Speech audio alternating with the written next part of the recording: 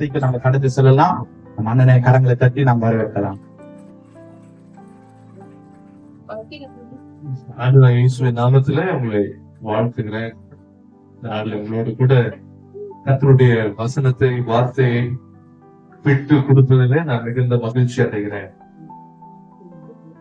நான் பார்த்த ரொம்ப சின்ன சின்ன பிள்ளைங்களா பெரிய பிள்ளைங்களா வளர்த்தேன். சந்தோஷம். ஒவ்வொரு முறையும் நான் அடிக்கடி யோசிப்பேன், விசேஷமாய் எனக்கு ரொம்ப இருதயத்துக்கு நெருக்கமான ஒரு சகோதரன்.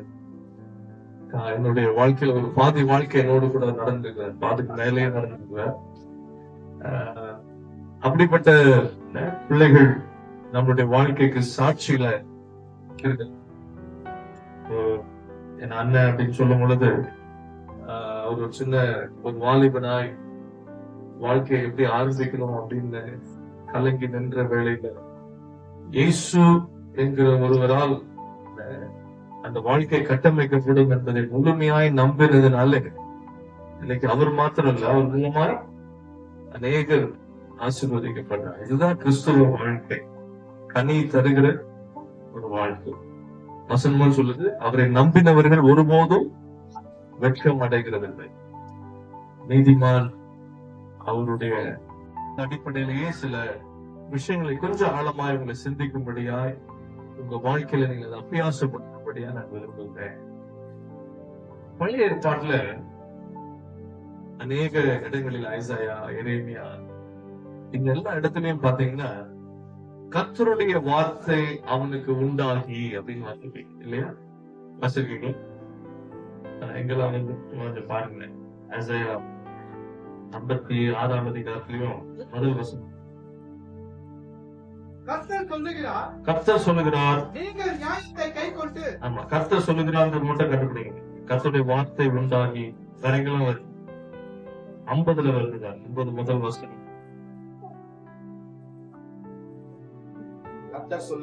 கர்த்தர் சொல்லுகிறார், அப்புறம் கர்த்தருடைய வார்த்தை உண்டாகி வரைங்க வந்தாங்க. 45 முதல்ல 45 வாசிங்க. வாசிங்க. 18:1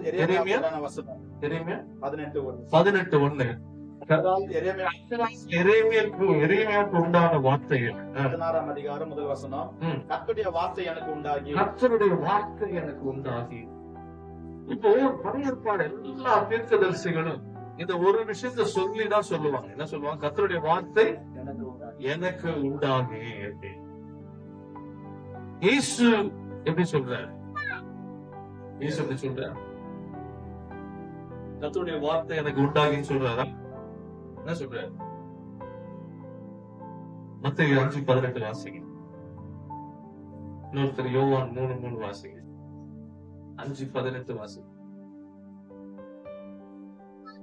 வானமும் பூமியும் ஒழிந்து போனாலும், மத்தேயு 5:18, வானமும் ஒழிந்து போனாலும் நியாயப்பிரமாணத்தில் உள்ளதெல்லாம் நிறைவேறும் அளவும் அது ஒரு சிறு எழுத்தாகிலும் ஒரு எழுத்தின் உறுப்பாகிலும் ஒழிந்து போகாது என்று மெய்யாகவே உங்களுக்கு சொல்லுகிறேன். மெய்யாகவே நான் உங்களுக்கு சொல்லுகிறேன். யோவான் 3:3 வாசிங்க. இயேசு அவனுக்கு பிரதியுத்தரமாக, ஒருவன் மறுபடியும் பிறவாவிட்டால் தேவனுடைய ராஜ்யத்தை காண மாட்டான் என்று மெய்யாகவே நான் உங்களுக்கு சொல்லுகிறேன். இயேசு எந்த இடத்துலயும் கர்த்தருடைய வார்த்தை எனக்கு உண்டாகி என்ன பண்ணல சொல்லலையே. என்னைக்கா யோசிச்சு பாத்துருக்கீங்களா? திருப்பி மத்தேயு, மார்க்கு, லூக்கால நான் மெய்யாகவே நான் உங்களுக்கு சொல்லுகிறேன். அப்போ என்ன வித்தியாசம் பழைய ஏற்பாட்டினுடைய தீர்க்கதரிசிகளுக்கும் இயேசுவுக்கும்? என்ன? இயேசு நான் உங்களுக்கு சொல்லுகிறேன், ஒருவன் என்னை பின்பற்றி வர விரும்பினான். நான் உங்களுக்கு சொல்லுகிறேன், ஒருவன் தகப்பனையும் தாயும் என்னை விட மேலாய் நேசிக்கும் பொழுது எனக்கு பாத்திரம் அல்ல, நான் உங்களுக்கு சொல்லுகிறேன். அப்ப நான் உங்களுக்கு சொல்லுகிறேன் அப்படின்ற வார்த்தை புதிய ஏற்பாட்டில ரொம்ப விசேஷமான ஒரு வார்த்தை. ஏன் நான் இதை ரொம்ப இன்னைக்கு ஸ்ட்ரெஸ் பண்றேன் அப்படின்னா, மத்தேயு 7ஆம் அதிகாரத்தை எடுத்துக்கணும். மத்தேயு 7ஆம் அதிகாரம்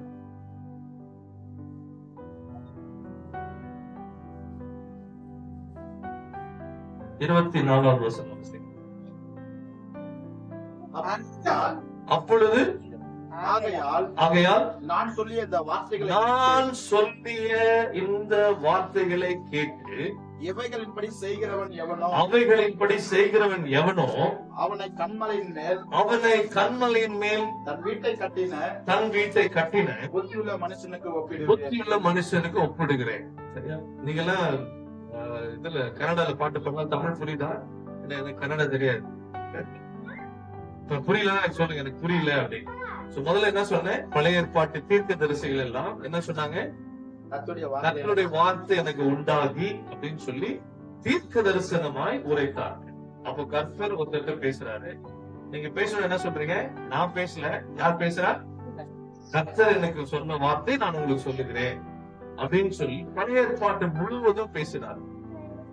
இப்ப புதிய ஏற்பாட்டுல இயேசு என்கிற ஒருவர் வருகிறார். அவர் என்ன சொல்லுகிறார்னா, நான் உங்களுக்கு சொல்லுகிறேன். இப்போ ரெண்டு வித்தியாசமான வார்த்தைகள். அப்புறம் இந்த 7ஆம் அதிகாரத்தை சொல்றார், நான் சொல்லிய இந்த உபதேசத்தை ஃபர்ஸ்ட் என்ன பண்ணோம்? கேட்டு, இரண்டாவது அதன்படி செய்கிறவன் எவனோனா என்னது?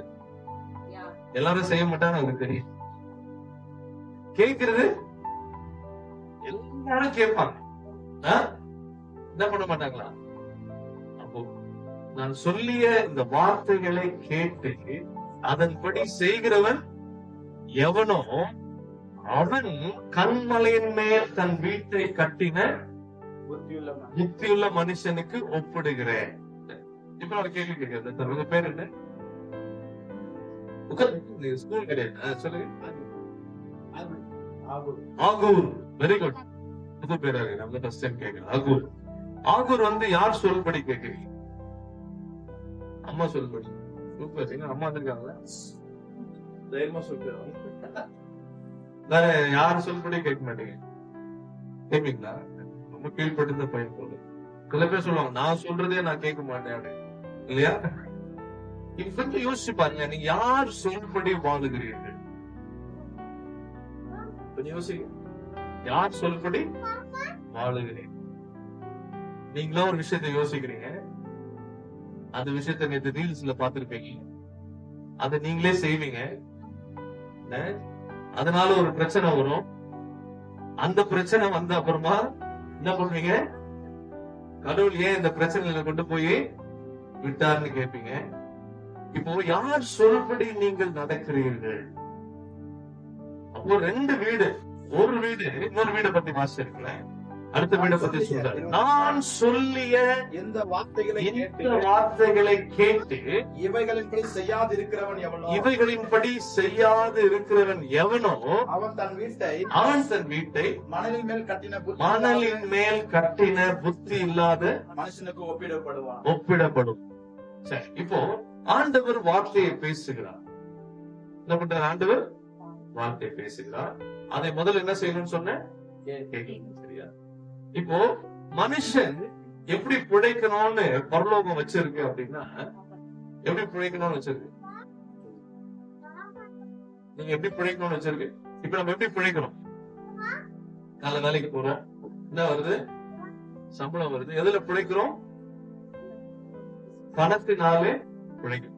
பணம் இல்லைன்னா என்ன பிழைக்க முடியுமா? பிழைக்க முடியாது. சரியா? அப்ப நிறைய பணம் சம்பாதிச்சா நல்லா பிழைக்கலாம். கொஞ்சமா சம்பாதிச்சா கொஞ்சமா பிழைக்கலாம். ஆனா வசனம் அதை பிழைப்புன்னு சொல்லவே. உங்களுக்கு தெரிஞ்ச வசனம் தான், மனுஷன் அப்பத்தினால் மாத்திரமல்ல தேவனுடைய வாயிலிருந்து புறப்பட்டு வருகிற ஒவ்வொரு வார்த்தையினாலே பிழைக்கும். இப்போ உங்ககிட்ட நான் மறுபடியும் இன்னொரு கேள்வி கேட்கிறேன். எத்தனை வருஷமா நீங்கள் ஆண்டவரை ஏற்றுக்கொண்டு வாழ்றீங்க? எத்தனை வருஷம்? சொல்ல, நீங்க எத்தனை வருஷமா ஆண்டவரை ஏற்றுக்கொண்டு வாழ்றீங்க? ஒரு 20 வருஷம். Very good. வேற 20 வருஷத்தை தாண்டி 2 வருஷம். Very good. அப்ப எல்லாருமே ஒரு 5 வருஷம் 2 வருஷம் 7 வருஷம். சரி, இப்போ பரலோகம் எப்படி பாக்குதுன்னா 20 வருஷம் நீங்க இயேசுவை ஏற்றுக்கொண்டு வாழ்ந்தீங்கன்னு பாக்காது. உங்களை பார்த்து கேட்கும், எந்த வசனத்தின் படி இப்ப எந்த வசனத்தின்படி வாழ்றீங்க? வசனம் வாசி. எந்த வசனத்தின்படி? இந்த வசனத்தின்படி நான் பிழைக்கிறேன். ரொம்ப யோசிக்க வேண்டிய விஷயம். ஏன்னா நீங்க ஒரு நாள் இந்த வாழ்க்கையை ஓடி முடிக்கும் பொழுது, அந்த வாழ்க்கையை முடிக்கும் பொழுது ஒன்று மட்டும்தான் மேல இருந்து கேட்கப்படும். நீ அந்த பரலோகத்தின் திட்டத்தை செஞ்சியா செய்யலையா? என்ன கேட்கும்? இப்ப நான் தெய்வ திட்டத்தை செய்யறேன் அப்படின்னா என் மனைவியோ என் பிள்ளையோ நான் என்ன பண்ண முடியாது, கூட்டிட்டு போக முடியாது. பரலோகம் எதை கேட்குதுன்னா, நம்ம எல்லாருக்கும் தெரிஞ்ச வசனம் சொல்லுங்களேன். 23ஆம் சங்கீதம் எல்லாருக்கும் தெரியும். முதல் வசனம் சொல்லுங்க, கர்த்தரே மேய்ப்பரா இருக்கிறார். சரி, இந்த வசனம் எல்லாருக்கும் தெரியுமா? யாருக்கா தெரியாம இருக்கா? சரி, இந்த வசனம் நீங்க கேட்டிருக்கீங்க இல்லையா? அதற்கு கீழ்ப்படிஞ்சிருக்கீங்களா அப்படின்னு கொஞ்சம் யோசிச்சு பாருங்க. கர்த்தர் ஏன் மேய்ப்பரா இருக்கிறார் அப்படின்றத கொஞ்சம் யோசிச்சு பாருங்க. யார் உங்களை மேய்க்கிறார்? யார் மேய்க்கிறார்? மேய்க்கிறதுனா என்னது? வழி நடத்துறது, நம்மள ஆட்கொள்ளுகிறது. இப்போ இப்ப முடிச்சோடனே வீட்டுக்கு போவீங்க. வீட்டுக்கு போன என்ன பண்ணுவீங்க? சாப்பிட்டுட்டு உடனே தூங்க மாட்டீங்க. கொஞ்ச நேரம் என்ன பண்ணுவோம்? அப்ப மொபைல் கொஞ்ச நேரம் மேய்க்கும். நம்மள எவ்வளவு நேரம் மேய்க்கும்? 1 மணி நேரம் மேய்க்கும். தூக்கமே வந்தா கூட அப்படியே ஒரு அப்புறம் கொஞ்ச நேரம் ஆபீஸ்ல போனா யார் மேய்ப்பா? மேனேஜர் மேய்ப்பார். அப்புறம் வீட்டுல கணவன் மனைவி மேய்ப்பாங்க. மனைவி என்ன பண்ணுவாங்க? கணவனை மேய்ப்பாங்க. அப்ப நீங்களே கொஞ்ச நேரம் உங்களை மேய்ச்சிப்பீங்க. இப்படி எல்லாரும் மேய்ப்பாங்க. இப்ப இந்த வசனத்தை எப்படி சொல்லணும்? எப்படி சொல்லணும்? கர்த்தரும் இல்ல, அந்த வசனம் சொல்லு, கர்த்தர் என் மேய்ப்பரா இருக்கிறான்னு சொன்னதுக்கு இப்ப என்ன சொல்லணும்? கர்த்தரும் எங்க ஞாயிற்றுக்கிழமையில மேய்க்கிறார். இப்ப இந்த புதன்கிழமை மாலையில 1 மணி நேரம் மேய்ப்பார். மீதி நேரத்துல நான் என்னை மேய்ப்பேன். கொஞ்ச நேரம் சினிமா மேய்க்கும், கொஞ்ச நேரம் கவலை மேய்க்கும், வருது போதெல்லாம் என்னை. இப்போ மனிதன் ஏன் பரிதாபமா இருக்கிறான் அப்படின்னா, அவனுக்கு கர்த்தர் மாத்திரம் என்ன இல்ல, மேய்ப்பர் இல்லை. தெரியும் வசனம் நீங்க இப்படி ஆரம்பிச்சுட்டா அப்படிங்க ஆரம்பிக்கிறதுக்குள்ளே படிக்கிறவங்க இருக்கிறாங்க, சொல்றதுக்குள்ள எடுக்கிறவங்க இருக்கிறாங்க. ஆனா என்னுடைய கேள்வி, அதெல்லாம் நீங்கள் பரலோகத்தை திருப்திப்படுத்த முடியாது. பரலோகத்தை திருப்திப்படுத்த வேண்டும் என்று சொன்னால் நீங்கள் இந்த வசனத்தை கேட்டு அதன்படி என்ன பண்ணணும்? செய்ய வேண்டும். சொல்லுங்க எல்லாரும், சொல்லுங்க. அதை கேட்டு இல்லைன்னா நம்மளுடைய வாழ்க்கை வெறுமனையா இருந்துகிட்டே இருக்கு. என்ன இருக்காது அதுல ஒரு சரியான. இப்போ ஆண்டவர் வார்த்தையை கொண்டு நம்மளோடு கூட பேசுகிறார். என்ன பண்றாரு? நம்மளோட பேசுறாரு. இப்போ ஆண்டவர் உங்களோட பேசிருக்காரா இல்லையா? பேசிருக்காரா? எல்லாமே டவுட்டாவே பாக்குறீங்களே. நான் உங்களோட எக்ஸாம் வச்சு அடிக்க போது ஆண்டவர் பேசிருக்காரா பேசலையா? பேசிருக்கார். எப்ப பேசுறார்? எப்படி பேசுவார்? சொல்லு, தெரிஞ்சு சொல்லுங்க. ஒன்னும் தப்பு. நான் சொல்லிக் கொடுக்க வந்திருக்கேன். பைபிள் ஸ்டடி தானே. சொல்லு, எப்படி பேசுவார்? எந்த வசனத்தின் மூலமா பேசுவார்? சிவாஜி வசனமா? பைபிள் வசனத்தின் மூலமா பேசுவார். சரியா? தெளிவா சொல்லுங்க. சொல்லுங்க, எந்த வசனம் பேசுவார்? அதை எப்படி பேசுவார்? நீங்க வேதத்தை வாசிக்கும் பொழுது உங்களோட என்ன பண்ணுவார்? பேசுவார். செய்தி கேட்கும் போது உங்களோட கூட எனக்கு ஏத்த மாதிரியே பேசினாங்க. அப்போ என்ன தெரியும்னா, இது என் கூட யார் பேசுறா? சரி, அப்போ எல்லாரும் கூட பேசிருக்காரா? சரி, பேசினதை எங்க எழுதி வச்சிருக்கீங்க? எங்க எழுதி வச்சிருக்கீங்களா? எழுத வராது. Very good. யாரையும் வச்சது எழுதணும்ல. ஆண்டவர் எங்க எழுதி வச்சிருக்கீங்க? சொல்லுங்க, என்ன பேசுறாங்க? ஒரு பையனை ஸ்கூலுக்கு அனுப்புறீங்க இல்லையா? ஸ்கூலுக்கு அனுப்பும் போது ஸ்கூலுக்கு போறதுலாம் என்னென்ன படிக்கிறீங்க? என்னென்ன சப்ஜெக்ட் எல்லாம் படிக்கிறீங்க? இங்கிலீஷ், மேத்ஸ், இதுக்கெல்லாம் என்னென்ன எடுத்துட்டு போறீங்க படிக்கிறதுக்கு? டெஸ்ட் புக் ஒன்று எடுத்துட்டு போறீங்க, கூட கிளாஸ் நோட் புக் எடுத்துட்டு போறீங்க. கரெக்டா? அந்த கிளாஸ் நோட் புக்ல என்ன பண்றீங்க? என்ன எழுதுறீங்க? கிளாஸ் நோட் புக்ல என்ன எழுதுவீங்க? என்ன எழுதுவோம்? கிளாஸ் நோட் புக் மேக்ஸ்ல என்ன எழுதுவீங்க? அதுதான் என்ன எழுதுவீங்க? டீச்சர் என்ன சொல்லி கொடுக்குறாங்களோ அது என்ன பண்ணுவீங்க? அதான் எழுதுவீங்க. நீங்களா எழுதுவீங்க சும்மா? அப்போ ஒரு ஸ்கூல் போகும் பொழுது என்ன கொண்டு போறோம்? ஒரு மேக்ஸ் புக்கு, கூட என்ன எடுத்துட்டு போறோம்? ஒரு நோட் புக். மேக்ஸுக்கு ஒரு நோட் புக், இங்கிலீஷ்க்குன்னு எல்லாம் எழுதுறீங்க. சரியா? எல்லாத்துக்கும் தனித்தனி நோட் புக். எத்தனை பேரு பைபிளுக்கு கூட என் கூட பேசுறதுக்கு நோட் புக் போட்டு வச்சிருக்கீங்க? சரியான கேள்வியா? ஏன் அப்படின்னா, நீங்க ஆண்டவரை உண்மையாலுமே ராஜாவாய் பார்க்கல. அவர் என்னவா பார்க்கல? இப்ப இதுவே ஒருத்தர் இங்க யாரும் எடுத்துக்கல, வேற ஏதாவது சொல்லுங்க.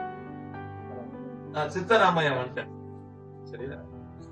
சித்தராமையா வந்து உங்ககிட்ட பேசுறாரு. சரியா? என்ன பேசுறாருன்னா, இந்த மாதிரி வந்து உங்ககிட்ட நிறைய விஷயம் சொல்றாருன்னு வச்சுக்கோ. உங்களுக்கு வேலை கிடைக்கிறதுக்கோ இல்லைன்னா ஒரு என்ன பண்றீங்க? முதல் சொல்றது கடற்கடன்னு எழுதுப்பீங்க. இந்த அட்ரஸ் சொல்லுவாரு, இல்ல இந்த இடத்துல போய் ஆளை பார்க்க சொல்லுவாரு, ஒரு போன் நம்பரு கொடுப்பாரு. ஏன்னா அவர் சொல்றது என்னது? முக்கியமான விஷயம். அப்போ ஒரு முக்கியமான விஷயம் ஒருத்தர் பேசுறாங்க அப்படின்னா என்ன பண்ணணும்? நீங்க அதை எழுதி வைக்கணும். எழுத தெரியலன்னா என்ன பண்ணும்? பக்கத்துல இந்த பொண்ணு நான் சொல்றது என்ன பண்ணு, எழுதுனா முக்கியமான விஷயம். ஆண்டவர் பேசுகிறதை அன்னைக்கு எழுதலைன்னா இன்னைக்கு நீங்களா என்ன பண்ண முடியாது? படிக்கவே முடியாது. அதனால கேட்டாங்க, படிக்காதவனுக்கு எங்க அவ்வளவு ஞானம் வந்துச்சு?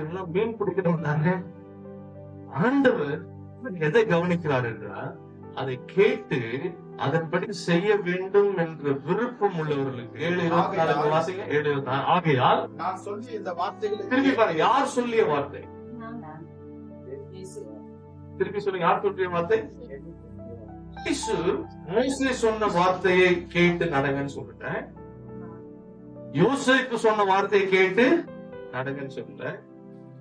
யாருடைய வார்த்தையை சொல்லி கேட்டு நடங்கன்னு சொல்றல. சரியா? அப்ப எதை சொல்ற?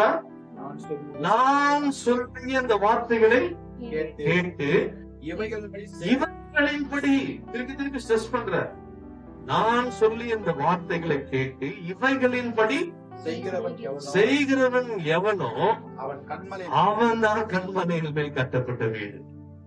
சரி, இப்ப நம்ம நிறைய நேரத்துல கவலை, எனக்கு ரொம்ப கவலையா இருக்கு, ஜோம் பண்ணுங்கன்னு சொல்றோம். கவலையை ஆண்டவர் எடுத்து போட முடியுமா? முடியாது. பயம் எனக்கு ரொம்ப வருதுங்க, ராத்திரி படுத்தா என்ன வருது? கடவுள் எடுத்து போட முடியுமா? முடியாது. ஆனா ஆண்டவர் என்ன பண்றாருன்னா, கவலைப்படாதேன்னு யாரை பார்த்து சொல்றாரு? ஏன் அவர் எடுத்து போட மாட்டார்? புரியுதா? கவலைப்படாதிருங்கள் அப்படின்னு யாரை பார்த்து சொல்றாரு? அதே மாதிரி பயப்படாது இருங்கள் யாரை பார்த்து சொல்றாரு? அப்போ நான் செய்ய வேண்டியதை நான் என்ன பண்ணணும்? செய்யணும். புரியுதா நான் சொல்றது? பயப்படாதீர்கள் எத்தனை வாட்டி சொல்லியிருக்கு? 365 வாட்டிக்கு மேல சொல்லியிருக்கு. சரியா? பைபிள் எத்தனை வாட்டி சொல்லியிருக்கு? 365 வாட்டிக்கு மேல சொல்லியிருக்கு. பயப்படாது. ஒரு பேதுரு பயப்படுறான். பயந்தவன் என்ன சொல்றது? காற்றையும் கடலையும் பார்த்த உடனே பதறாதே. ஏன் பதறாதே? ஏன் பயப்படாதே? ஏன் கவலைப்படாதே? அப்படின்னா இவையெல்லாம் உன் வாழ்க்கையை அழிச்சு விடும். ஆண்டவர் ஏன் அதை செய்ய சொல்றாருன்னா, அது உன்னுடைய தீர்மானத்துக்குள்ள இருக்கு. பயப்படுறதும் பயப்படாத யார் கையில இருக்கு? நான் இந்த ஸ்டெப்ஸ்ல ஏறி மேல வரும்போது திடீர்னு இந்த பில்டிங் இடிஞ்சு சூழ்ந்துச்சுன்னா என்ன ஆகுது அப்படின்னு யோசிச்ச உடனே என்ன ஆகுது? பிரதர், நான் இன்னைக்கு பேச வரல. இப்போ இந்த பயம் என்ன பண்ணுதுன்னா, என்னை ஒன்றை என்ன ஆகும்னா யாரோ ஒரு அம்மா சொல்லிருப்பாங்க, சாட்சி எல்லாம் ஒரு யூடியூப்ல கேட்டிருப்பீங்க, ரீல்ல பாத்துருப்பீங்க. லேசா எனக்கு இங்க வலிச்சது, டாக்டர் கிட்ட போனேன், ஸ்கேன் பண்ணாங்க, உள்ள பார்த்தா என்ன இருந்துச்சு, ஒரு கட்டி இருந்துச்சு. அதை டெஸ்ட் பண்ணா என்ன ஆச்சு, கேன்சர் கட்டி ஆயிடுச்சு. நான் இப்ப ரொம்ப என்ன பண்றேன், கேன்சர்ல நீங்க வீட்டுல ஒரு 2 நாள் கழிச்சு தொட்டு பார்த்தா என்ன இருக்குது, லேசா நம்ம கட்டி மாதிரி தெரியுது. ஒண்ணு என்ன யோசிக்கிறீங்க நீங்க, எனக்கும் இதுதான் பயம். எது இப்போ சும்மா போற வியாதிய நான் என்ன பண்ணிக்கிறேன், ஆண்டவர் சொல்றாரு உன் விசுவாசத்தின்படியே. இப்ப பிரமாணம், எது பிரமாணம்னா நீங்க எதை நம்புறீங்களோ அது உங்களுக்கு நடக்கும். ராத்திரி நிறைய பேர் வீட்டுல படுத்திருப்பீங்க, சரியா, அவசரமா நைட்ல என்ன வரும், உனக்கு வரும், சரியா. ஏன் சின்ன பண்ண மாட்டோம், பாத்ரூம் போக மாட்டோம். ஏன்னா பாத்ரூம்ல என்ன இருக்குது, சொல்லுங்க என்ன இருக்கு உங்க பாத்ரூம், என்ன அவசரம் வந்தாலும் காலையில எழுந்து. இந்த விசுவாசம் கடவுள் என் கூட இருக்கிறாரான்னு இல்ல, ஆனா எது இருக்கு, உங்க வீடு தான். உங்க வீட்டுக்கு என்ன இருக்குன்னு எனக்கு தெரியுது, பேய் இருக்கு. அதனால ஆண்டவர் சொல்றாரு நீ பயப்படாதே. புரியுங்களா, நீங்களே தானே பயந்துக்கிறீங்க, சரியா. இப்போ எதுக்கெல்லாம் பயப்படணும், இப்படி கேட்கணும், எதுக்கு நான் பயப்படல. அப்போ பயம், இப்ப இந்த இடத்துல வந்து என்ன இருக்கு, வெளிச்சம் இருக்கு, சரியா. இப்ப லைட் எல்லாம் ஆஃப் பண்ண, என்ன ஆஃப் பண்ணுங்க.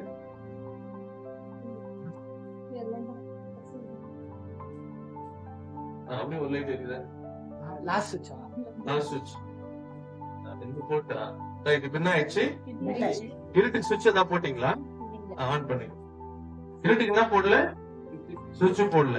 எங்கெல்லாம் இந்த வெளிச்சம் இல்லையோ அங்க தானா என்ன வந்துரும், இருட்டு வந்துடும். அதே மாதிரி எங்கெல்லாம் விசுவாசம் இல்லையோ அங்கதான் வந்துரும், பயம் வந்துரும். புரியுதா உங்களுக்கு, பயம் எப்போ வருது, சரி. இப்ப இருட்டு எங்க இருக்கு, வீட்டுல இருக்கா, இருட்டு எங்க இருக்கு, இருக்கா, இப்போ இல்ல, எப்போ இருந்துச்சு, இப்ப வெளிச்சம் இருக்கும் போது என்ன இருக்காது, இருட்டு இருக்காது. இருட்டு இருக்கும் போது பக்கத்துல சொல்லுங்க, விசுவாசம் இருக்கும் போது பயம் இருக்காது, பயம் இருக்கும் போது விசுவாசம் இருக்கு. இப்ப உங்ககிட்ட என்ன இருக்குன்னு கேளு, என்ன இருக்கு, விசுவாசம் இருக்கா, சரி. விசுவாசம் எப்படி இருக்கு, விசுவாசம் எங்க இருக்கு, விசுவாசம்னா என்ன, விசுவாசம் எப்படி வரும், விசுவாசம் எங்க இருக்கு. இதெல்லாம் ரொம்ப அஸ்திபாரமான சில விஷயங்களை நாம புரிஞ்சு கொள்ள. நாம என்ன யோசிக்கிறோம் அப்படின்னா, நம்ம சர்ச்சுக்கு போயிட்டு வந்துட்டா என்ன ஆயிடும், எல்லாமே சரியாயிடும். அது எப்படின்னா தேங்காய் உடைக்கிற மாதிரி. எப்படி ஒருத்த வந்து சாமி வெளில கேட்கறது, சாமி கிட்ட போய் என்ன கொடுத்தா, தேங்காய் கொடுத்தான். அது என்ன பண்ணுச்சு, வாங்கல, ரொம்ப கோவம் வந்துச்சு. என்ன பண்ணா, உடைச்சான். தூரத்துல ஒருத்த பார்த்தான், ஓ சாமிக்கு என்ன போட்டு போகுது, தேங்காய் உடைக்கணும் போது. அவன் என்ன பண்ணா, ஒரு தேங்காய் எடுத்து வந்து உடைச்சான். எல்லாரும் என்ன பண்ணா, ஓ சாமிக்கு என்ன பண்ணுமா, ஆனா முதல்ல உடைச்சோம், எதுக்கு உடைச்சோம், அது வாங்கல. புரியுதா, அவனுக்கு எதுக்கு உடைக்கிறானே தெரியாது. அப்போ நம்ம என்ன பண்றோம்னா, எதுக்கு ஸ்தோத்திரம் சொல்றோமே தெரியாது, சரியா. இப்ப ஸ்தோத்திரம் எதுக்கு சொல்லணும், நன்றி இல்லையா, சரி. இப்ப நீங்க வாங்க. இப்போ நான் வந்த உடனே இவர் எனக்கு ஃபேன் எல்லாம் போட்டாரு, மைக் எல்லாம் செட் பண்ணாரு. நான் என்ன சொல்றேன், தம்பி ரொம்ப நன்றி, சரியா. எனக்கு சேர் போட்டீங்க, ரொம்ப நன்றி, சரியா. வெல்கம் பண்ணீங்க, ரொம்ப நன்றி. எனக்கு ஃபேன் போட்டீங்க, நன்றி. நான் இதையே ஒரு 10 வாட்டி சொன்னா என்ன யோசிப்பேன், கரெக்டா சொல்லிருக்காங்க. இப்போ டெய்லி காலையில லெனின் ஒய்ஃப் கிட்ட சொல்றேன், அம்மா ரொம்ப நன்றி, எனக்கு நீங்க சமைச்சு கொடுக்கறதுக்கு ரொம்ப நன்றி, என் பிள்ளைங்களை நல்லா பாத்துக்கிறதுக்கு ரொம்ப நன்றி. இது சொல்லிட்டே இருந்தா என்ன நினைப்பாங்க, இப்ப ஆண்டவர் நீங்க சொல்றீங்க இல்லையா, அதெல்லாம் யோசிப்பாரு. புரியுதா நான் சொல்றது? அப்போ எதுக்கு சொல்றோன்னே தெரியாம என்ன பண்றோம்? இப்ப அவரோட சத்தம் போடுறாரு, அவர் எதுக்கு சத்தம் போடுறாரு நமக்கு தெரியாது. அவருக்கு சத்தம் அவருக்கு தெரியாது. அவன் யோசிச்சா சத்தம் பண்ணா யாரு கேட்கும்? நீங்க கேட்காது. பாருங்களேன், யாரும் ஒருத்தர் என்ன பண்றாங்க தெரிஞ்சவங்க, நம்மள என்ன பண்றோம்? ஸ்தோத்திரம் அப்படின்றது வந்து எப்ப சொல்லணும் அப்படின்னு முழு உள்ளத்தோடு ஒரு வாட்டி சொன்னாங்க. நான் வந்து எனக்கு ரொம்ப தேங்க்ஸ் அப்படின்னு நான் கை கொடுத்தேன்னா அந்த தேங்க்ஸ் எங்க போகுது? 10 வாட்டி சொல்லிட்டா அந்த தேங்க்ஸ்க்கு என்ன இல்ல? ஸ்தோத்திரம் என்ன ஆயிடுச்சுன்னா ஃபில்லிங் ஆயிடுச்சு. ஃபில்லிங் ஆயிடுச்சு. ஏன்னா இப்ப பிரேயர்கள் எல்லாம் வரணும்ல, ஒரு 1/2 மணி நேரம் ஆகும். எல்லாம் என்ன பண்றீங்க? ஸ்தோத்திரம் பண்ணுங்க அப்படின்னு நம்ம என்ன பண்ணிட்டே இருப்போம். அது எங்க இருந்து வரும்? இங்க இருந்து நான் வந்து வராது. அப்போ ஆண்டவர் எங்க பாக்குறாரு? இப்போ விசுவாசம் என்பது எங்க இருக்கு? விசுவாசம் எங்க இருக்கு? கரெக்டா சொல்லிட்டீங்கன்னா சூப்பர் மார்க் உங்களுக்கு. எல்லாமே பயங்கரமான கேள்வியா கேக்குறீங்க அப்படின்றீங்களா? விசுவாசம் எங்க இருக்கு? நமக்குள்ள இருக்கு. Very good. எல்லாம் கை தட்டுங்க. எங்க இருக்கு காட்டுங்க. விசுவாசம் எங்க இருக்கு? கை தட்டணும், கை தட்டுறீங்க. எங்க இருக்கு விசுவாசம்? மண்டையில. இங்க ஹார்ட்ல இருந்து எங்க போயிடுச்சு? பிரெயினுக்கு போயிடுச்சு. யாருக்கா விசுவாசம் வயிற்றுல இருந்தா? விசுவாசம் எங்க இருக்கு? நான் ரொம்ப ஏபிசிடி கேள்விதான் கேட்கிறேன், பெரிய கஷ்டமான கேள்விதான் கேட்கிறேன். விசுவாசம் எங்க இருக்கு? விசுவாசத்தை துவக்கிறவர் யார்? இயேசு இல்லையா? அப்ப இயேசு யார்? இயேசு யார்? எல்லாமே புதுசா பாக்குறீங்க. பைபிள் ஸ்டடி ஃபுல்லா என்ன வந்துட்டு இல்ல, என்ன பார்த்து பயந்துட்டு பதில் தெரியல. இயேசு யார்? வார்த்தை. யோவான் 1:1 என்ன சொல்லுது? ஆதியில ஆரம்பத்துல எங்க வார்த்தை இருந்தது, அந்த வார்த்தை தேவனிடத்துல இருந்தது, அந்த வார்த்தை தேவனாகவே இருந்தது. அது என்ன ஆயிடுச்சா? மாமிசமாகி நமக்குள்ளே சத்தியத்தினாலும் கிருபையினாலும் நிறைந்தவராய் நமக்குள்ள வாசமா இருக்கு. அப்ப இயேசு யார்? சொல்லுங்களேன். இயேசு யார்? தேவனுடைய வார்த்தை. சத்தமா சொல்லுங்க. இயேசு யார்? விசுவாசம் என்னது? விசுவாசம் எப்படி வருது? ரோமர் 10:17 வாசிங்க. விசுவாசம் எப்படி வருது?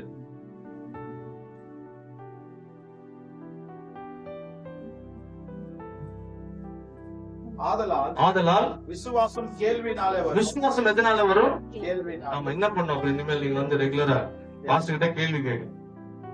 அப்படியா? விசுவாசம் எப்படி வருமா? கேள்வினா என்னது? அவர்கிட்ட கேட்டா சொல்லி கொடுப்பாரு உங்களுக்கு. கரெக்டா?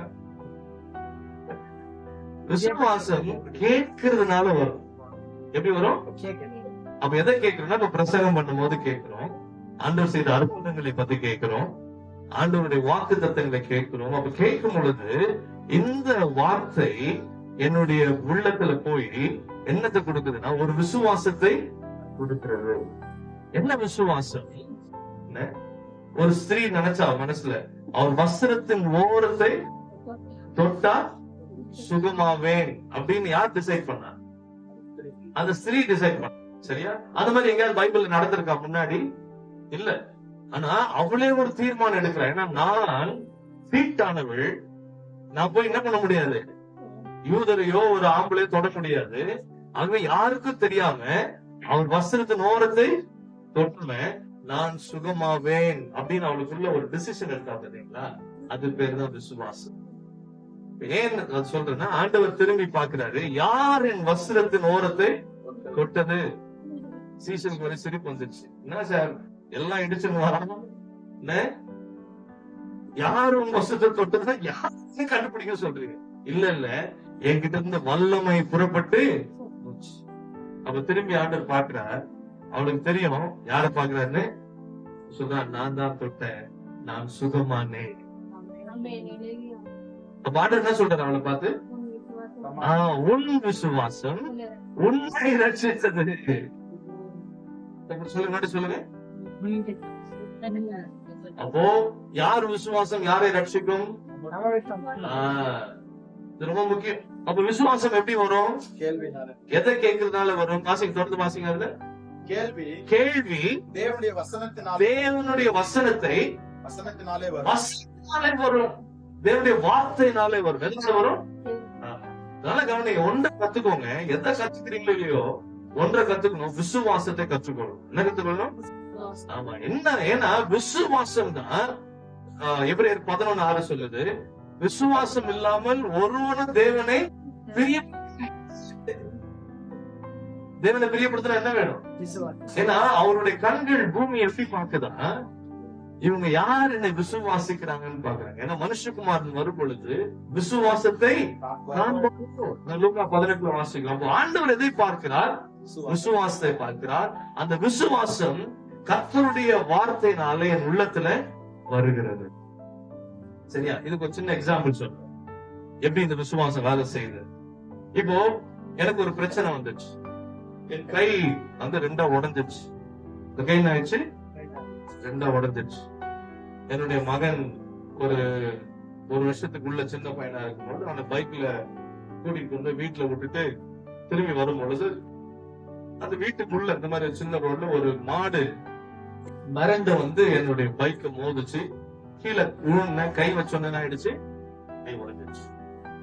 அதுக்கு முன்னாடி நான் கீழே விழுந்தது இல்ல, அடி இவ்வளவு பெரிய கை உடைஞ்சது இல்ல. அப்ப எனக்கு முதல் அனுபவம், எடுத்து கையை தூக்கி இப்படி உடைஞ்சு தொங்குது எடுத்து வச்சுட்டு, நான் சொல்றது 2000 இயர்ஸ், 2000 வருஷத்துக்கு முன்னாடி இல்ல, இப்ப 2025. இது நடந்தது எப்போ?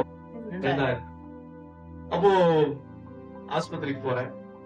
அப்போ அந்த காஞ்சிபுரத்துல என்ன சொன்னாங்க, இது இங்க செய்ய முடியாது, நீங்க மெட்ராஸ் தான் போகணும் அப்படின்னு சொல்லி ஒரு பிஓபி போட்டு அனுப்பிச்சிட்டாங்க. அப்ப நான் ஜோம் பண்ணேன். அந்த பிறகு ஏன் எனக்கு இது நடந்தது என்னது? அப்போ எனக்கு ஒரு பிரச்சனை வந்துச்சு. நான் முதல்ல யாருக்கிட்ட ஜோம் பண்ணணும்? யார்கிட்ட கேட்கணும்? அப்ப தேவன் என்ன பண்ணுவார்? சொல்லுங்க, என்ன பண்ணுவார்? பதில் சொல்வாரா? அதுக்குதான் நோட் புக் வைக்கணும். எதுக்கு நோட் புக் வைக்கணும்? ஓ, உங்களுக்கு ஒரு பிரச்சனை வரும் பொழுது முதல்ல போன் பண்ணி ஆயாவை கூப்பிடாதீங்க. யார கூடாதீங்க? பிரச்சனை எப்ப ஆரம்பிக்குது? உங்களுக்கு ஒரு பிரச்சனைன்னு ஒண்ணு யார கூப்பிடுறீங்க? சொந்தக்கார கூப்பிட்ட உடனே அந்த சொந்தக்காரர் உங்களுக்கு போன் வைக்கிறதுக்குள்ள 10 பேருக்கு என்ன பண்ணிக்குவாங்க? ஆமா, சொல்லுவாங்க. அப்போ என்ன ஆகும்னா, நீங்க லேசா கீழே தான் விழுந்திருப்பீங்க. அவங்க என்ன பண்ணுவாங்கன்னா ஆஸ்பத்திரியில சேர்த்து என்ன பண்ணிட்டாங்க அந்த பொண்ணு. புரியுதா உங்களுக்கு? நீங்க என்ன சொல்லிருப்பீங்க? நான் வரும்போது லேசா கீழே விழுந்துட்டேன் அப்படின்னு சொல்லிருப்பீங்க. அவங்க என்ன சொல்லுவாங்க? சுந்தர் ஹாஸ்பிட்டல்ல சேர்த்துட்டாங்க, அந்த அம்மா ஐசியூல இருக்கு. ஏன்னா அந்த அம்மாட்ட சொல்ல, அந்த அம்மா ஒரு 2 ஆட் பண்ண. இப்ப யாருக்கிட்ட சொன்ன பிரச்சனை வந்துச்சுன்னா யார்கிட்ட சொல்லக்கூடாது, யார்கிட்ட மட்டும் தான் சொல்லணும். ஏன்னா அவர் தான் நம்ம கூட என்ன பண்ணுவாரு? பேசுவார். நான் சொன்னேன் இல்லையா, அவர் பேசுகிற சத்தத்தை என்ன பண்ணணும்? சரி, இப்ப பேசுறாரு, என்கிட்ட என்ன பேசுறாருன்னா, நான் காயப்படுத்தினேன், நான் காயம் கட்டுவேன். என்ன பேசுறாரு? நான் காயப்படுத்தினேன், நான் காயம். சரி, நம்பிட்டேன். சரியா? இது என்ன ஆயிடுச்சு? வீட்டுக்கு எல்லாம் போட்டுக்கிட்டு அனுப்பிச்சாங்க. வந்துட்டேன். ஒரு வாரம் 10 நாள் ஆச்சு. நல்லா சரியாயிட்ட மாதிரி ஆயிடுச்சு. நல்லா கழட்டி எல்லாம் போட்டாச்சு. ஒரு 2 வாரம் 21 நாள் கழிச்சு கட்டல என்ன ஆயிடுச்சு? 1 மாசம் போச்சு. திடீர்னு 1 மாசம் கழிச்சு பார்த்தா அந்த இடத்துல ஒரு சின்ன சீல் வருது. என்ன வருது? சீல் வருது. ஒரு இந்த மாதிரி ஆபரேஷன் பண்ணி சீல் வந்துச்சுன்னா அது மெடிக்கல்ல வந்து ரொம்ப ஆபத்தானதுன்னு அர்த்தம். ஏன்னா உள்ள என்ன ஆயிட்டு இருக்கு? சரியா ஆறல. அதனால என்ன வைக்கிறது? உள்ள சீல் கட்டண வார்த்தை தான். சரியா? அப்ப நான் ஒரு டாக்டர்கிட்ட போய் கேக்குறேன், டாக்டர் மறுபடியும் என்ன பண்ணலாம்? அவர் சொல்லாது, ரொம்ப இத வச்சு அவங்களுடைய இந்த இரும்பு என்ன ஆயிடுச்சு, உடம்பு ஏத்துக்கல. அதனால இந்த இரும்பு என்ன பண்ணணும்? கழட்டிட்டு, இப்ப இன்னும் இந்த கை ஸ்ட்ராங்கா இல்லாதனால வெளியில ஒரு கம்பி போடணும். அந்த கம்பி போட்டு இது ஆறுன அப்புறமா இன்னொரு 3 மாசம் கழிச்சு ஆபரேட் பண்ணி திருப்பி என்ன வைக்கணும், இந்த பிளேட் வைக்கணும். எனக்கு வச்ச பிளேட் என்ன ஆகல, உங்க உடம்பு ஏத்துக்கல. டாக்டர் என்ன சொல்றாருன்னா இதுதான் செய்யணும்னு சொல்றாரு. என்ன சொல்றாரு, திருப்பி ஒரு ஆபரேஷன் பண்ணணும், அந்த போட்ட பிளேட்டை கலட்டணும். இது என்ன இந்த லாரிலாம் அடியில ஒரு பிளேட் வைப்பாங்க பாத்தீங்களா, அவர் சொல்றாரு. அப்புறம் வெளியில இருந்து என்ன பண்ணணும், ஒரு ரவுண்டு கம்பியில சப்போர்ட் கொடுக்கணும். அதுக்கப்புறமா ஒரு 3 மாசம் கழிச்சு என்ன பண்ணணும், திருப்பி இன்னொரு ஆபரேஷன் பண்ணணும், பிளேட் வைக்கணும். இப்ப டாக்டர் ஒண்ணு சொல்றாரு, ஆண்டவர் என்ன சொல்லிருக்காரு, காயப்படுத்து நான் காயம் கட்டுறேன். இப்ப எதை நம்புறது, ஏதாவது ஒரு பிரச்சனையே வருது. ஒரு பக்கம் ஜனலா என்ன சொல்லும், இந்த டாக்டர் சொல் பேச்சு கேட்கலாம், என்ன ஆயிடும் கை. அதே மாதிரி நான் நல்லா எண்ணெல்லாம் போட்டு ஜோம் பண்ணி விசுவாசத்தை எல்லாம் அப்படியே இறக்கி பார்த்தா சரியாயிடும். ஒரு 4-5 நாள், ஒரு வாரம் கழிச்சு திருப்பி ஒரு நாள் பைக்கை ஓட்டி பார்த்தா திடீர்னு ஒரு உள்ள இருந்து அடி வயிறே கலந்து நம்புறதா நம்ப வேண்டாமா. இந்த டாக்டர் சொல்றதை செய்யுதா இல்ல ஆண்டவர் என்கிட்ட என்ன சொன்னாரு, திரும்பி என்ன எடுத்து வந்து பூசி பயங்கரமா ஆண்டவரே இது இனிமேல் தான் வரக்கூடாது. பார்த்தா ஒரு 2-3 நாள் அப்படியே 4-5 நாள் தான் வருது வர, திருப்பி ஒரு 4-5 நாள் கழிச்சு என்ன பண்ணும். இப்படி ஒரு 2-3 வாரமா நான் என்ன பண்ணிட்டு இருக்கிறேன், போராடிக்கிட்டே இருக்கிறேன். நல்லா கவனிங்க, ஒரு பிரச்சனை நம்ம சும்மாவே விடாது. என்ன பண்ணாரு, அதனால நம்முடைய விசுவாசம் சோதிக்கப்படும். அது சோதிக்கப்பட்டாதான் பொன்னாய், இந்த பொண்ணு இல்ல கோல்டு வந்து நல்ல பயங்கரமான நெருப்புல போட்டாதான் என்ன பண்ணாது, அழுக்கெல்லாம் போய் சுத்தமான பொன்னாய் விழ. சரி, இப்போ எங்க கதை, சீல் வருது, ஜோம் பண்ற சரியாவது, திருப்பி சீல். ஒரு நாள் நானும் என் மனைவியும் என்கிட்ட ஒரு பெரிய கான்டெஸ்ட் சொல்றது 2000 வருஷம் 2000 நூற்றாண்டு சரியா. இப்ப நான் போயிட்டு இருக்கும் போது திடீர்னு வேகமா ஸ்டேரிங்க திருப்பினேன். பார்த்தா பக்கத்துல ஒய்ஃப் உட்காந்துருக்காங்க. என்ன பார்த்துட்டாங்க, நிறைய என்ன வந்துச்சு, சீல் வந்துச்சு. அவங்களுக்கு ரொம்ப கோவம் வந்துச்சு. நீங்க சொல் பேச என்ன பண்ண மாட்டீங்க, ஏன்னா அவங்களுக்கு நிறைய பேர் சொல்லிருப்பாங்கல்ல, இந்த ஆள் கேட்க மாட்டான், இது என்ன ஆகும், அழுகிடும். இது அழுகி உள்ள போனா கையதான் என்ன பண்ணும், எடுக்கணும். சுகர் வந்து எடுக்கிறாங்களே, அந்த மாதிரி என்ன பண்ணுவாங்க, கையை எவ்வளவு 2 நிமிஷம் வந்துடும். நேரா டாக்டர்கிட்ட போங்க, நீங்க என்ன பண்ணாதீங்க, இனிமேல் எனக்கு பதில் சொல்லாதீங்க. நான் அந்த இடத்துல ஒரே ஒரு வார்த்தை தான் சொன்னேன். என்ன தெரியுமா சொன்னேன், ஆண்டவர் என்ன சொன்னாருமா என்கிட்ட, நான் காயப்படுத்தினேன், நான் காயம் கட்டுவேன்னு சொன்னாரு. அவர் சொல்லலன்னா நீ சொல்ற மாதிரி நான் என்ன பண்ணிருப்பேன், டாக்டர் வந்திருப்பேன். இப்ப அவர் சொன்னதுனால நான் என்ன பண்ண மாட்டேன், இந்த கை அழுகியே போனாலும் பரவாயில்லை அப்படின்னு சொன்ன பாத்தீங்களா. அன்னைக்குல இருந்து 25 வருஷம் ஆச்சு, சீலும் வரல, ஒண்ணு வந்து. இப்ப இது பேர் என்னது, என்ன விசுவாசம். எனக்கு அவர் என்ன பேசினாரோ அதை நான் என் சூழ்நிலையில என்ன பண்ணணும், புரியுதா சொல்லுங்க முதல்ல. எல்லாம் திருப்பி நான் முதல்ல ஆரம்பிக்கணும். வந்தது உங்களுக்கு புரிய வைக்கணும். என்ன புரிய வைக்கணும், சும்மா படியேறி வந்து பாட்டு பாடிட்டு திரும்பி போனீங்கனால இது கிறிஸ்தவ வாழ்க்கை இல்லை. என்ன சொன்னேன், அவர் என்ன சொல்லுகிறாரோ அதன்படி நான் செஞ்சாதான் என் வீடு கண்மலையின் மேல் கட்டப்பட்ட வீடு. இல்லைன்னா என் வீடு வேஸ்ட். முள்ளு காலில் குத்துனோடனே எனக்கு சோதனை வந்துச்சு, அம்மா நான் வரமாட்டேன் சபைக்கு. மூக்குன்னு பாஸ்டர் இன்னைக்கு என்னால பாட்டு பாட முடியாது. இன்னும் வந்தாலும் என்ன பண்ணும், நடக்கவே பண்ணாலும் தவழ்ந்து வந்து என்ன பண்ணும், பாட்டு பாடணும். எனக்கு யாருக்கு ஒப்பு கொடுத்துருக்கிறீங்க. அப்போ இந்த பயம் நம்ம கிட்ட இல்ல. நாம யாருக்கு கீழ்ப்படிய மாட்டோம், எனக்கும் கீழ்ப்படிய மாட்டேன், மற்றவங்க சொன்னாலும் கீழ்ப்படிய மாட்டேன், ஆண்டுடைய வசனத்துக்கு. அப்போ கீழ்ப்படியலன்னா இப்ப இந்த மேல வர்றதுக்கு முதல்ல என்ன படி வேணும், அதுக்கு பேர் என்ன, கீழ்ப்படி. அதான் எங்க வர முடியும். அப்ப அடுத்த வாட்டி அந்த கீழ்ப்படியில கால் வைக்கும் போது என்ன சொல்லுங்க, கீழ்ப்படியணும். யாருக்கு, அப்பதான் எங்க போக முடியும், மேல்படி வர வரைக்கும் படி ஏறிட்டே தான் இருக்கணும். அது ஏறணும்னா அடுத்து ஒரு கீழ்ப்படி வரும். என்ன வரும், 2 படி ஏறணும்னா அடுத்து என்ன வரும், அந்த கீழ்ப்படியில வச்சாதான் நல்ல வேலை சபையை மேல கட்டிருக்கீங்க. சோ கீழ்படிஞ்சாதான் எங்க வர முடியும்? மேல வர. ஆண்டவர் விசுவாசத்தை அப்படிதான் சொல்லித்தர. என்ன சொல்லித்தராரு? அப்போ ஒரு சின்ன விஷயத்துக்கு நான் இயேசுவை நம்பும் பொழுது எனக்கு எவ்வளவு பெரிய புயல் வந்தாலும் எனக்கு தெரியும் இயேசு என்னோடு கூட இருக்கிறார். அவர் என்ன பண்ண மாட்டாரு? கைவிட மாட்டாரு. ஏன்னா நான் நிற்கும் பாறை கிறிஸ்துதான், வேற அஸ்திபாரம் இல்லை. அப்ப இன்னைக்கு முதல்ல போகும்போது என்ன வாங்கிட்டு போனோம்? நீங்க நோட் புக் வாங்க. அது என்ன எழுதணும்? அது பேர் என்னது? Work book. என்ன பேரு? ஆமா, அதே மாதிரி பைபிள் ஒர்க் புக். சரியா? நீங்க உங்களுடைய விண்ணப்பத்தை அதுல என்ன பண்ணணும்? எழுதணும். அவர் சொல்ற பதில கேட்டு எழுதணும். கேள்வி பதில் எழுதணும். அப்போ நீங்க எதை வளர்க்குறீங்கன்னா விசுவாசத்தை வளர்க்க. இந்த விசுவாசம் சின்ன சின்ன விஷயத்துல நீங்க செஞ்சீங்கன்னா, நான் மீன் கடைக்கு ஜோம் பண்ணிட்டு போவேன். ரொம்ப தமாஷா இருக்குல்ல? ஆனா ஒரு நாள் கூட கெட்டு போன மீன் எங்க வீட்டுக்கு வந்ததே கிடையாது. ஏன்னா ஆண்டவரே, நான் மீன் வாங்க போறேன், எனக்கு என்ன காட்டுங்க, நல்ல மீன் வாங்க எனக்கு காட்டுங்க, எனக்கு சரியான விலைக்கு. அப்போ நான் எங்கெல்லாம் ஆரம்பிக்கிறேன் என்னுடைய வேலையை? சின்ன சின்ன விஷயங்கள்லயும் நான் ஆண்டவர்கிட்ட ஜெபிச்சு செய்ய ஆரம்பிக்கிறேன். அப்போ நீங்க எப்ப கேக்குறீங்கன்னா, இந்த பையனை கல்யாணம் பண்ணலாமா வேணாமா? இது தேவ சித்தமா? இது தேவ சித்தம் இல்லையா? வீடு வாங்கலாமா வேணாமா? ஏன் பைக் வாங்கலாமா? ஏன்னா பைக்ல திடீர்னு செஞ்சு போயிட்டா. அப்ப தேவ சித்தத்தை கேட்டு ஜோம் பண்ணிட்டு வாங்கணும். இதெல்லாம் பயம் தான், விசுவாசம் கிடையாது. சரியா?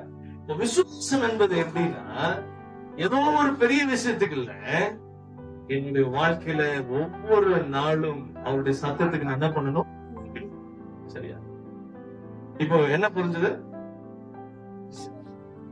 முதல்ல இயேசுவின் வார்த்தைக்கு நீங்க என்ன பண்ணணும்? கீழ்படுங்க. ஏன்னா அவர் ஒருத்தர் தான் அந்த பூமியில. நான் உங்களுக்கு சொல்லுகிறேன்னு சொன்னார். என்ன சொன்னாரு? இன்னொன்னு, நீங்கள் யாரை பின்பற்ற வேண்டும்? இயேசுவை. ஆகவே இப்ப முதல்ல எதை படிக்கணும்னா, மத்தேயு, மார்க்கு, லூக்கா, யோவான். திருப்பி எதை வாசிக்கணும்? இந்த 4 திருப்பி திருப்பி திருப்பி வாசிங்கன்னா இயேசு என்ன சொன்னார்னு எனக்கு முதல்ல புரியும். சரியா? அப்ப இயேசு சொன்ன வார்த்தைகள் அது என்னுடைய வாழ்க்கையில ஜீவனை உண்டு பண்ணும். அது விசுவாசத்தை ஏற்படுத்தும். என்னை ஜெயம் கொள்ளுகிறவனாக. அதான் சொல்றாரு, சபைகளுக்கு பேசுகிறவன் காதுள்ளவன் கேட்க கடவன். அவன் என்ன பண்ணுவானா? முற்றிலும் ஜெயம் கொள்ளுகிறவனாக மாறுவான். வெளிப்படுத்தல ஒவ்வொரு சபைக்கும் அந்த சபைகள் தாண்டி பேசுற. ஆனா ஜெயம் கொள்ளுகிறவன் எவனோ? அப்படின்னா யார்தான் ஜெயிக்கிறா? ஒரு ஆளு 2 பேர். நீங்க உங்க வாழ்க்கையை குறிச்சு ஜாக்கிரதையா. ஏன்னா சத்துரு எவனை விழுங்கலாம் என்று வகை தேடிட்டே இருப்பான். இல்ல, அவங்க ஒரு சின்ன கதவு தரீங்கன்னா உள்ள வந்துடும். சரியா? நீங்க ரொம்ப கேர்ஃபுல்லா இருக்க வேண்டிய ஒரு காலம். அவன் வந்தானா அழிச்சிட்டு போகாம போகிறது. சரியா? நீங்க எல்லா வாலிபர்களுக்கும் ஒரு என்ன தப்பு இது செய்யறதுனால? என்ன தப்பு என்ன தப்புன்னு கேட்டே இருந்தீங்கன்னா ஒரு காலத்துல என்ன ஆயிடும்? எல்லாமே தப்பா போயிடும். சரிங்களா? ஏன்னா இந்த உலகத்துல எல்லாமே தப்புதான். சரியா? உங்களுக்கு ஒரு சிக்கன் கொடுக்குறாங்கன்னு வச்சுக்கோ, நீங்க அதை மட்டும் சாப்பிட்டீங்கன்னா, நிறைய சாப்பிட்டு என்ன தப்புன்னு கேட்டீங்கன்னா என்ன ஆயிடும்? ஹார்ட் அட்டாக் வந்துடும். சரியா? எல்லாமே என்ன தப்புன்னு கேட்டீங்கன்னா எல்லாமே தப்பா மாறி. கர்த்தருடைய வசனம் என்னை பலவானாக மாற்றுகிறது. நம்ம ரொம்ப சீரியஸா எடுங்க. இயேசுவை உங்க வாழ்க்கையில சீரியஸா எடுக்கிறீங்கிறதுக்கு ஒரே அடையாளம் என்னன்னா, நான் விசுவாசத்துல பிழைப்பேன். எனக்கு வேலை கொடுக்கறதுனால இல்ல, என் ஆண்டவர் என்னை பிழைக்க செய்கிறது. சரியா? அப்போ உங்க நம்பிக்கை முழுமையாய் அவர் மீது என்ன ஆயிடணும்? சார்ந்து போய்விடுவேன். இல்லன்னா என் நம்பிக்கை இந்த பூமியிலேயே தான் சுத்திக்கிட்டே இருக்கும். அது ஒவ்வொரு நாளும் தோத்துக்கிட்டே இருக்கும். அது ஆண்டவர் ஒரு விஷயத்த சொல்றாரு இன்னைக்கு மாலை வேளையில, நான் சொல்லுகிற இந்த வார்த்தைகளை கேட்டு இவைகளின்படி செய்கிறவன் எவனோ? இதுதான் நீ எழுதி வச்சு. சரியா? அப்ப என்ன செய்யணும் இனிமேல்? ஆண்டவர் பேசினார்னா முதல்ல எப்ப பேசுவாரு? எப்ப பேசுவாரு? எப்ப பேசுவார்? ஞாயிற்றுக்கிழமை பேசுவாரு. எப்போ வேணாலும் பேசு. நீங்க அப்படியே வண்டியில போயிட்டே இருப்பீங்க. ஆண்டவரே எனக்கு இது மிகுந்த கஷ்டமா இருக்கே அப்படின்னு நீங்க சொல்லிட்டு கண்ணை திறந்தீங்கன்னா திடீர்னு முன்னாடி ஒரு கார்ல ஒரு வசனம் போடும், நான் உன்னோடு கூட அதுல பேசுறேன். திடீர்னு பேசிட்டு வாட்ஸ்அப் தந்தீங்கன்னா திடீர்னு ஒரு மெசேஜ் வரும், நான் ஒருபோதும் கைவிடுவதில்லை. அதுதான் நோட் பண்ணணும். நோட் பண்ணிட்டு நீங்க அந்த பிரச்சனை பேசக்கூடாது. நான் சொன்னேன் இல்லையா, எதை பேசணும்? என்ன வார்த்தை உங்கள்கிட்ட பேசினாரோ அதை தான் அந்த சூழ்நிலையில பேசணும். அப்பதான் ஜெயம் கொள்ள முடியும். சரியா? இதுக்கு எதுக்கு ஒப்பனையா ஒரே விஷயத்த மட்டும் சொல்லிடுங்க. டாக்டர்கிட்ட போறீங்க, பயங்கரமா ஜுரம் அடிக்குது, எல்லாம் அடிக்குது, 102 டிகிரி அடிக்குது, தூக்கி தூக்கி போடுது. சரியா? டாக்டர் என்ன சொல்றாரு? டாக்டர் போனா என்ன சொல்லுவாருன்னா,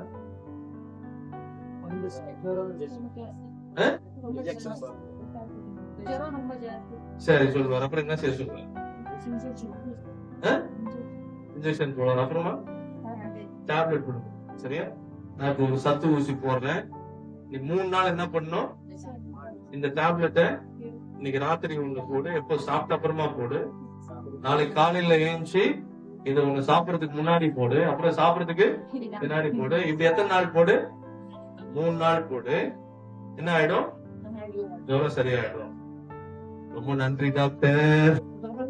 ஐயோ நான் போயிடுவேன்னு யோசிச்சேன், நல்ல வேலை என்ன பண்ணிடு, வாங்கி வீட்டுல கொண்டாந்து செல்ஃப்ல வச்சுட்டு டாக்டர் மாத்திரை கொடுத்துட்டாரு அப்படின்னு அது 3 நாள் இருந்துச்சுன்னா நீங்க எங்க போயிடுவீங்க? அப்ப என்ன பண்ணணும்? அது மட்டும் வாங்கி வந்தோம்னா என்ன பண்றோம்? இல்ல, அப்போ இதுதான் வார்த்தையை கேட்டு அதன்படி. ஆமா, இங்க வந்து பிரதர் அவரு பாவம் காத்திருந்து ஜோம் பண்ணி என்ன கொடுக்குறாரு? மாத்திரையா வசனத்தை கொடுக்குறாரு. நீங்க என்ன பண்றீங்க? வாங்கிட்டு இறங்கி போகும்போது என்ன பேசினாரு? போன ஞாயிற்றுக்கிழமை நல்லா பேசினாரு. என்ன பேசினாரு? மத்தேயுல இருந்து பேசு. என்ன பேசினான்னு தெரியாது, ஆனா அவரு ரொம்ப சூப்பரா பேசுவாருங்க. 1 மணி நேரம் பேசுவாரு, எப்படிதான் சொல்லிட்டு இருப்பாங்க. என்ன பேசுனாரு? அதுல உங்களுக்கு என்ன பிரச்சனமா இருந்துச்சு? அதுல உங்க வாழ்க்கையில என்ன கற்றுக்கொண்டீங்க? என்ன செய்ய போறீங்க? இதுதான் கண்மலையின் மேல் கற்ற வீட்டுக்கு ஒப்பனையா. புரிஞ்சுதா? சரி, இப்ப என்ன செய்ய போறோம்? சோமண்ணி ஆமேன் போட்டு அமைச்சு. சரி, இப்பதான் ஒப்புவிக்க முக்கியமான டைம் என்னது? நான் விளையாட்டாய் வாழ்ந்த நாட்கள் போதும். ஆண்டு சமூகத்துல வரும்பொழுதெல்லாம் ஒன்றை நம்ம செய்யணும். என்ன செய்யணும்னா, ரோமர் 12 சொல்லுது, உங்களை ஜீவ பலியாய் அர்ப்பணிப்பதே புத்தியுள்ள ஆராதனை. ஒரு ஆராதனை என்பது உங்களை இன்னும் கொஞ்சம் அதிகமாய் தேவனுடைய சமூகத்துல ஒப்புவிக்கிறது. இன்னைக்கு ஒண்ணு சொல்ல போறேன், ஆண்டவரே வார்த்தை நான் வீணாய் கேட்டுட்டேன், அதை நான் ரொம்ப சீரியஸா எடுக்கல, என்னுடைய பிரச்சனையை என்னால தாண்டி வர முடியாமல் நான் தவிச்சுட்டே இருக்கேன், அநேக நேரத்துல அதை கிள்ள உள்ள உழுதுட்டே இருக்கிறேன், நீர் என்ன பேசுகிறீர் என்று காதுள்ளவன் கேட்க கடவுள்னு சொன்னீங்களா, அதை நான் செய்யல. ஆண்டவரே இன்று முதல் ஆண்டவரே நீர் என்னோடு பேசும் என்று சொல்லி நான் சொல்லிட்டேன். நீர் விளம்பும் பொழுது ஆண்டவர் நீர் அனுப்பின வார்த்தை, அது அனுப்பின காரியமாய் மாற்றும், அது வெறுமனே திரும்பி வராது என்று சொல்லுகிறேன். இந்த வார்த்தையை நான் விசுவாசிக்கிறேன். இந்த வார்த்தையை நான் விசுவாசிக்கிறேன். வாயில திறந்து சொல்லு. இன்னைக்கு உங்களுக்கு இருக்கிற பிரச்சனை ஏதோ ஒரு ஜோபனையா கண்ணி செய்ய வருது இல்லை. ஆண்டவர் சொல்லுகிற வார்த்தை ஒன்று அந்த விடுதலை ஏற்படுத்த முடியும்.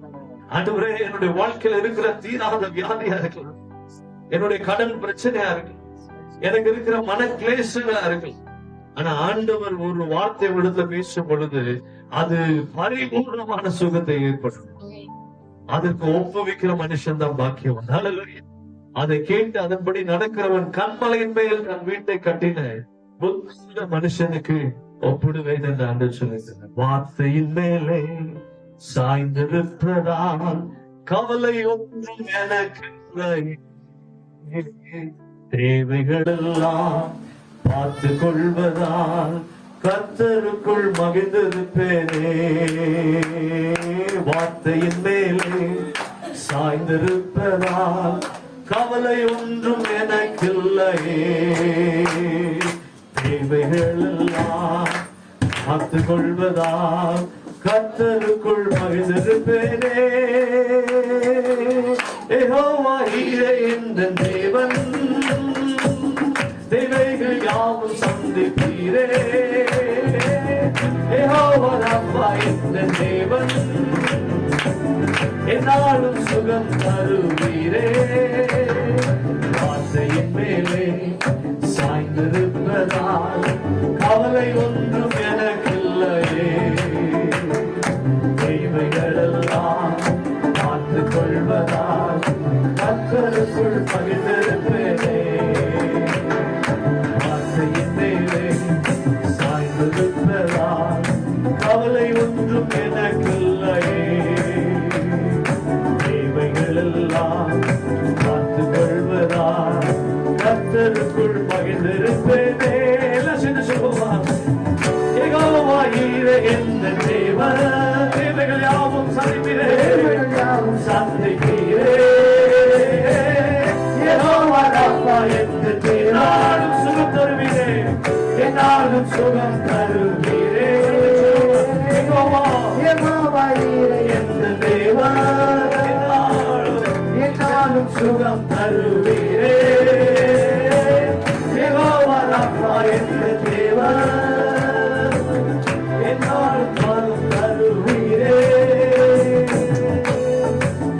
வார்த்தையின் மேலே சாய்ந்து இருப்பதால் கவலை ஒன்றும் எனக்கு இல்லை. இன்னைக்கு என்னுடைய சார்ந்து உள்ளது அவருடைய வார்த்தை மீது இருக்கும் பொழுது எனக்கு கவலை இல்லை. எனக்கு கவலை வரும்னு எடுத்து போட முடியாது. பாருங்களேன், அந்த கவலையை ஆண்டவர் கொடுக்கிற வார்த்தையினாலே மாற்ற வேண்டும். பயத்தை எடுத்து போட முடியாது. அவர் சொல்றாரு, நான் உன்னோடு கூட இருக்கிறேன்னு சொல்றாருல்ல, அந்த வார்த்தை எடுத்து வந்து அங்க போகணும். அவர் என்னோடு இருப்பதா எந்த தீங்கும் எனக்கு இல்லை என்று சொல்லுகிற அந்த விசுவாசம். ஆண்டவரே, இந்த பிள்ளைகளை இந்த அருமையான மாலை வேளையில உங்களுடைய வார்த்தையினாலே ஆசீர்வதிக்கிறேன். அந்த வார்த்தை இந்த பிள்ளைகளை பலப்படுத்தட்டும் ஐயா. இனி ஜீவிப்பது நான் அல்ல, இயேசுவாகி அந்த வார்த்தையே ஜீவிக்கிறார் என்கிற ஒரு பூர்ண தைரியத்தை கொடுங்க. சுய புத்தியின் மேல் சார்ந்து வாழாதபடி இவர்களுக்கு என்று புறப்பட்டு வருகிற அந்த பரலோகத்தின் வார்த்தையை பிடித்துக் கொண்டு இந்த பூமியில சுடர்களாக பிரகாசிக்க உதவிச்சு. இந்த சபையை குறித்து வைத்திருக்கிற தேவ திட்டம் இந்த பகுதியில நிறைவேறட்டும். இங்க வருகிறவர்கள் சுகமடைவார்களாக, இங்க வருகிறவர்கள் பூரண சமாதானத்தை பெற்றுக் கொள்வார்களாக, இங்க வருகிறவர்கள் ஆண்டவரே தங்களுடைய எல்லா பிரச்சனைகளும் இயேசுவின் வார்த்தையினாலே நீக்கப்பட்டு போவார்களாக என்று நான் ஜெபிக்கிறேன். அதனால இந்த பிள்ளைகளை நீ சமாதானத்தோடு கூட அனுப்புங்கப்பா. ஆண்டவரே, எல்லா புத்திக்கும் மேலான தெய்வ சமாதானம் உள்ளங்களை ஆளுகை செய்யும். உம்முடைய கிருபையும் கரங்களை தாங்குது. ஆசீர்வதிக்கிறேன் ஆண்டவரே, ஆசீர்வதிக்கிறேன். உடைய நாமத்தை மாத்திர அந்த பிள்ளைகள் வாழ்க்கையில் மகிழ்வு. நான் இதை கேட்டவான் இப்படியே சில கிரியேசி ஆவியா நமக்கு உதவி செய்ததுதான் நம்பிக்கை. அன்பின் நலத்தினை ஆசீர்வதிக்கப்பட்ட இந்த ராத்திரிகளின் காயமை நோக்கி பாருங்க. அதுவே இந்த நாளிலே உங்க வார்த்தை எவ்வளவு வல்லமை உள்ளது இருந்தது. உங்க வார்த்தைக்கு நாங்கள் அநேக நேரத்துல அசட்டை பண்ணி கீழ்ப்படியாமல் போன காரியத்தினை வெளிப்படுத்தின நல்ல தருணத்துக்காக அது நன்றி. இனி எந்த வந்தாலும் அன்றைய உங்க வார்த்தையை கீழ்ப்படிந்து நடக்கவும், அன்றைய அதன்படி நாங்கள் கண்மலினால் கட்டப்பட்ட வீடா எங்கள் வாழ்க்கையை அமைத்துக் கொள்ள கர்த்தர் கிருபை செய்யும். அந்த ஒவ்வொரு பிள்ளைகளையும் அன்றைய நீ கேட்டு அதன்படி நடக்கத்தக்கதாக நீ செய்த நன்மைகளுக்காக மக்கள் நன்றி அப்பா. போகும்போது அற்புதங்கள் அதிசயங்கள் வாழ்க்கையில நடக்கட்டும். அன்றைய கிருபை மாத்திரம் சூழ்ந்து கொள்ளும்படியா ஜெபிக்கிறோம் அப்பா. இந்த நாள் எங்களுக்கு நல்ல ஆசீர்வாதமான நாளாய் மாற்றி கொடுத்த கிருபைகளுக்காக மக்கள் நன்றி அப்பா. ஆசீர்வாதம் பலப்படுது. நசரேயனாகிய நாங்கள் இயேசு கிறிஸ்துவின் நாமத்தில் ஜெபிக்கிறோம் எங்கள் ஜீவனுள்ள நல்ல பிதாவே. என் ஆத்துமாவே கர்த்தரை ஸ்தோத்திரி, என்னுடைய மேல் நாமத்தை ஸ்தோத்திரி. என் ஆத்துமாவே கர்த்தரை ஸ்தோத்திரி, கர்த்தர் சகல காரியங்களை என்றென்றும் ஒரு வார்த்தை நாம்